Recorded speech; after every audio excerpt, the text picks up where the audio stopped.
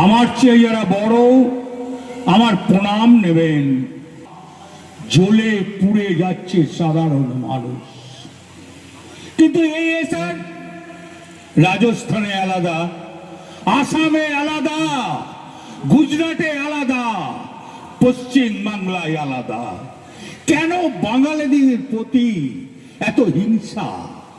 কেন বাঙালিকে দেখতে পারে না? কই আমরা তো ইউপির মানুষকে বলি না তোমাদের বাংলায় থাকা হবে না। আমরা তো বিহারের মানুষকে বলি না তোমাদের বাংলায় থাকা হবে না। আমরা তো গুজরাটিকে বলি না তোমাদের এখানে থাকা হবে না। আমরা তো মধ্যপ্রদেশের লোককে বলি না, আমরা তো রাজস্থানের লোককে বলি না, আমরা তো হরিয়ানার লোককে বলি না, আমরা তো তেলেঙ্গানার লোককে বলি না। আমরা আর তোমরা বলছো এরা বাঙালি, এদের মেরে ঢুকিয়ে দাও, এরা বাংলাদেশি। লজ্জা লাগে না? ভারতবর্ষটা একটা হিন্দিভাষী জাত নিয়ে নয়, বিভিন্ন রকমের ভারতবর্ষ। কোন জায়গায় তামিল ভাষা, কোন জায়গায় কেরালা ভাষা, কোন জায়গায় অঙ্গ, কোন জায়গায় ভোজপুরি ভাষা ইউপি, কোন জায়গায় বিহার, আসামি ভাষা আলাদা। কোন কোন রাজ্যে আছে দেখাতে পারবেন? মমতা ব্যানার্জির প্রতি এত হিংসা? উন্নয়ন করে বলছে তার জন্য হিংসা করছেন। আজ সমাজ ধরে সব টাকা আটকে রেখেছেন, তবুও মমতা ব্যানার্জি মোচকাবে, তবু ভাঙবে না। কত আরো বাঙালি বিদ্বেষা! কি অন্যায় আমরা করেছি, কি দোষ আমাদের? আমরা বাংলা বলে কথায় কথায় বাঙালিকে হিংসা করো, কি অপরাধ আমাদের? তোমরা পারছো না উন্নয়নের?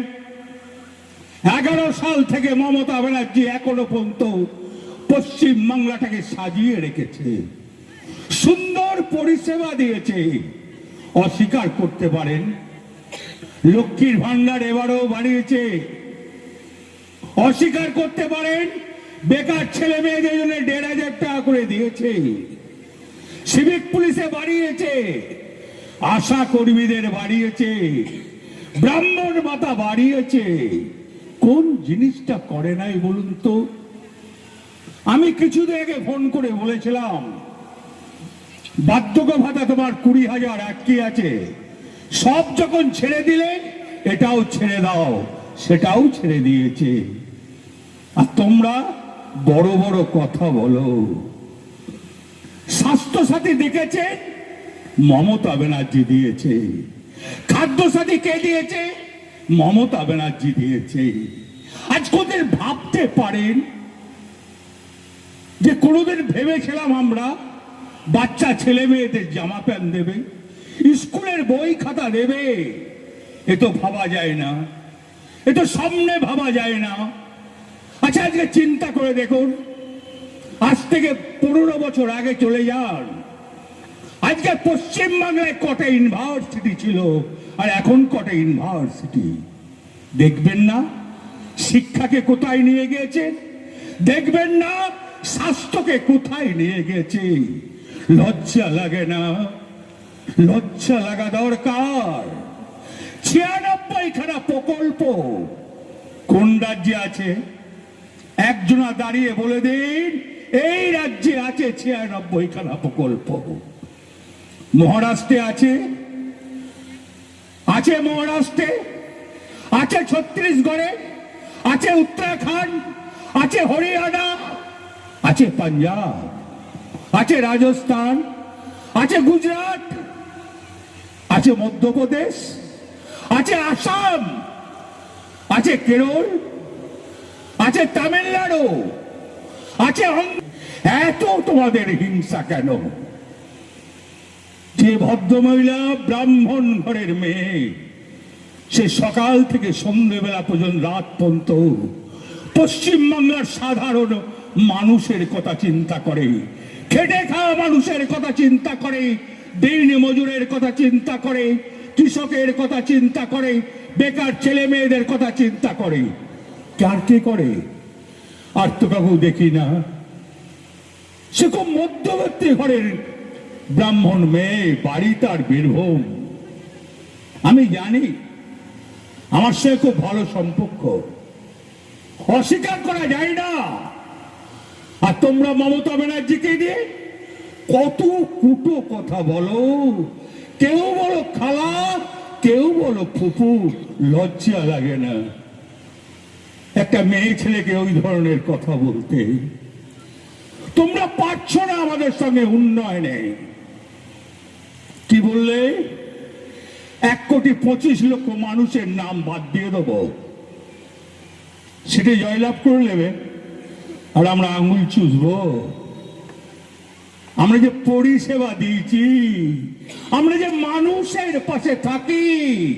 আমি নেতা নই, আমি এমএলএ নই, আমি এমপি নই, আমি সাধারণ একটা কর্মী। আমি আপনাদের সঙ্গে থাকতে চাই। আজকে একটা কথা বলে দিই মা বোনেদের, মমতা ব্যানার্জি চলে গেলে এই 96খানা প্রকল্প থাকবে না। অন্ধকার নেমে আসবে আবার পশ্চিম বাংলায়। এই ভুলটা নিশ্চয়ই আমরা করব না। আমাদের মামাটি মানুষ, তার মুখ্যমন্ত্রী মমতা ব্যানার্জি। হ্যাঁ, চন্দ্রনাথ সিনহা আমাদের ক্যান্ডিডেট। 296খানা ক্যান্ডিডেট মমতা ব্যানার্জি। বীরভূম জেলায় 11টা ক্যান্ডিডেটই মমতা ব্যানার্জি। তাহলে আবার মমতা ব্যানার্জি মুখ্যমন্ত্রী হবে। 230 থেকে 235টা সিট পাবো বললো বন্ধু নারাল হালদার, বললো পুলই। আছেন এখানকার টাউন প্রেসিডেন্ট ডালিম, আছে এখানকার কাউন্সিলর। কি কোনো পার্থক্য আছে? ও তো মুসলমান আর আমি হিন্দু। কোন ডাক্তার বলে দেবে এই রক্তের সঙ্গে ওই রক্তের পার্থক্য আছে? বললে আমি কিন্তু আর তৃণমূল করব না, আমি চুপচাপ বসে যাব।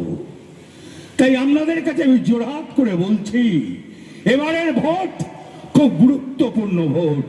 মমতা ব্যানার্জিকে জোড়া ফুলে ভোট দিয়ে বিপুলভাবে জয়যুক্ত করুন। আপনাদেরকে নমস্কার। মমতা ব্যানার্জি জিন্দাবাদ, অভিষেক ব্যানার্জি জিন্দাবাদ।